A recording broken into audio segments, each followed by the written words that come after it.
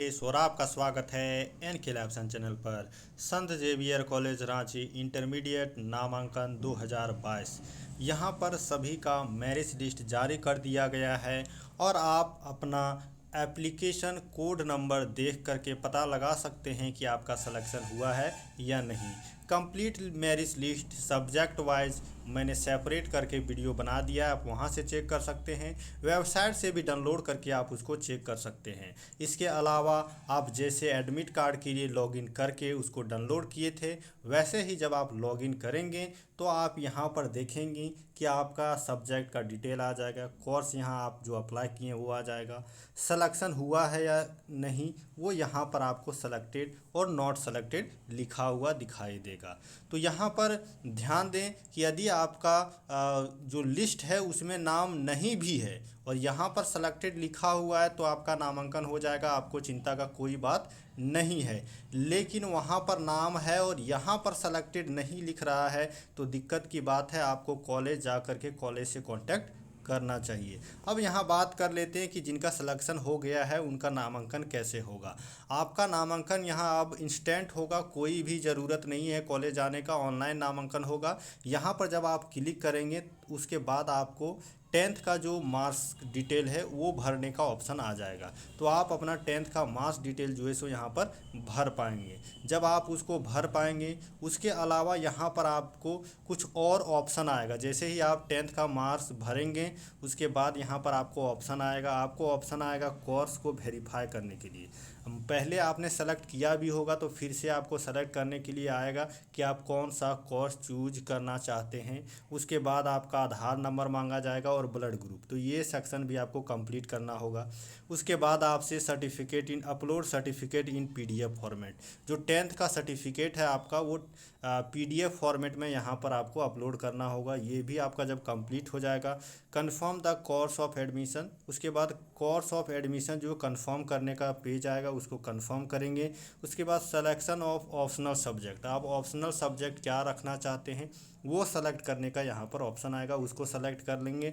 Admission process है necessary फ़ी payment, उसके बाद आपको सब कुछ कंफर्म सबमिट करने के बाद आपको फ़ी पेमेंट करने का ऑप्शन आएगा। फ़ी पेमेंट जैसे ही आप करेंगे आपका एडमिशन कंफर्म हो जाएगा। इसके बाद हो सकता है कि आपको फिजिकल डॉक्यूमेंट्स वेरिफिकेशन के लिए कॉलेज बुलाया जाए, लेकिन जिस तरह से ये नामांकन करवा रहे हैं मुझे लग रहा है कि आपको फिजिकल डॉक्यूमेंट्स वेरिफिकेशन का ज़रूरत नहीं पड़ने वाला है। डायरेक्ट यहीं पर ऑनलाइन नामांकन आपका कंफर्म हो जाएगा।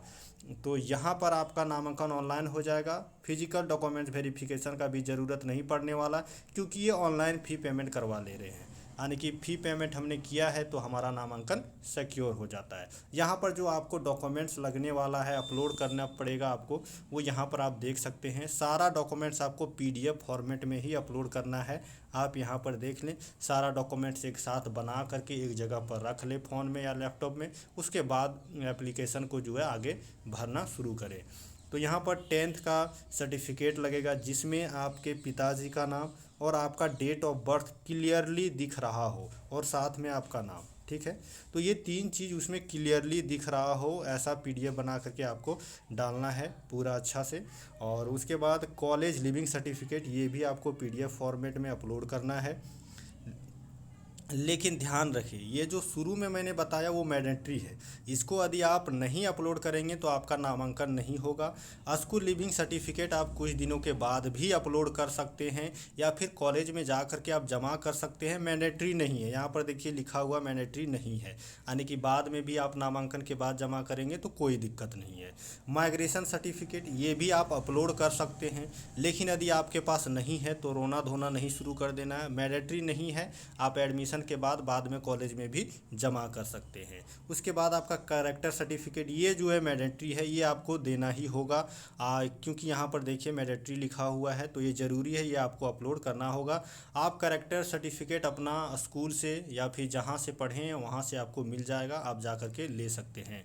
ओरिजिनल और प्रिंसिपल अटेस्टेड मार्कशीट, तो ओरिजिनल जो आपको मार्कशीट मिला हुआ होगा जैक बोर्ड या सीबीएसई बोर्ड और जो भी बोर्ड है उस मार्कशीट को आपको अपलोड करना है। और यदि आपका ओरिजिनल मार्कशीट अभी तक नहीं आया है, मान के चलिए कि आपका जो है रिजल्ट ऑनलाइन दिया गया था और यदि आपने ऑनलाइन दिया गया था और उसको प्रिंट आउट किया है, तो उस प्रिंट आउट पर क्या करना है, आपको अपना प्रिंसिपल का साइन करवा लेना है और उसमें कॉलेज या स्कूल जो भी है आपका उसका मोहर मरवा लेना है। उसके बाद पीडीएफ को अपलोड करना है। ऐसे ही सिर्फ ऑनलाइन रिजल्ट को प्रिंट आउट करके अपलोड कर देंगे तो आपका एप्लीकेशन रिजेक्ट भी हो सकता है।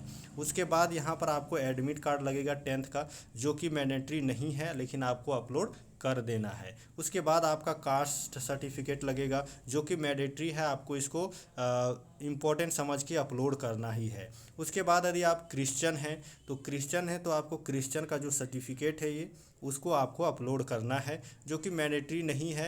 यदि जिनके जो क्रिश्चियन है वही अपलोड करेंगे और क्रिश्चियन है लेकिन नहीं है सर्टिफिकेट तो कोई दिक्कत वाली बात नहीं है। उसके बाद आपको आधार कार्ड लगने वाला है जो कि बहुत ज़रूरी है, बिना आधार कार्ड का भी आपको दिक्कत होने वाला है। तो यहाँ पर मैंने सारा डॉक्यूमेंट्स समझा दिया है। कहीं भी आपको कोई दिक्कत होता है तो आप कमेंट सेक्शन में पूछ सकते हैं। चूँकि मैंने फॉर्म भरा नहीं था तो मैं आपको भर के नहीं दिखा सकता, कंप्लीट करके आपको नहीं दिखा सकता। जितना गाइडेंस हो सकता था उतना मैं कर दे रहा हूँ। कहीं भी कोई प्रॉब्लम फेस होता है तो आप मेरे टेलीग्राम चैनल में स्क्रीनशॉट भेज सकते हैं, मैं आपको आगे का प्रोसेस बता दूंगा। Thank you, signing off.